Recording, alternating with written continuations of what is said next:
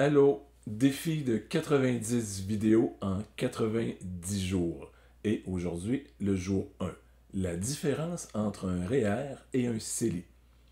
Pour moi, à la base, un REER et un CELI, c'est un portefeuille. Hein? C'est un portefeuille qui peut porter le nom de REER comme il peut porter le nom de CELI. Qu'est-ce que je peux mettre dedans? Pas mal tout ce que je veux. Dépôt à terme, obligation d'épargne, soit du Québec, du Canada ici. Pour le Québec, ça peut être des actions, des fonds mutuels. Je ne sais pas si ça va jusqu'à la crypto. Je ne pourrais pas m'avancer jusque-là. La fonction d'un REER, c'est de pouvoir accumuler des sous pour sa retraite.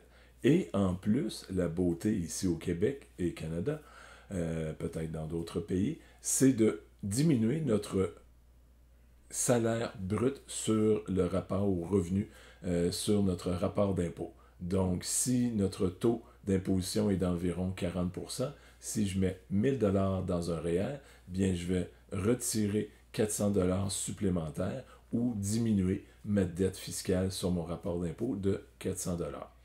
La fonction du CELI, c'est d'accumuler des sous, que ce soit à court, moyen ou long terme, et il n'y a pas d'impact fiscal. La seule chose, c'est que les rendements que je vais avoir dans ce portefeuille-là, qui va s'appeler CELI, ne sera pas imposable. Donc ça peut être intéressant. Lequel privilégier entre REER et CELI? Grande question. Je dirais que pour la grande majorité des gens, ils auront moins de revenus à la retraite que pendant leur période active.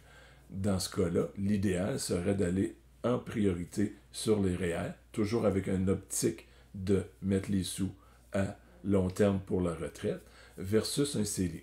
Dans le sens inverse, si une personne, par ses revenus de pension et autres choses qui grossissent, il est travailleur autonome ou il retire des participations d'entreprise et ses revenus vont de plus en plus gros, croissants, bien là, peut-être que le CELI serait une meilleure solution.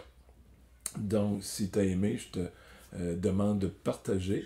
Et si jamais tu as besoin d'aide pour améliorer tes finances, ben, je te suggère mon GPS financier. C'est un outil totalement gratuit que tu peux récupérer là, sur mon site financier qui est Le Financier, donc lephynancier.com/GPS.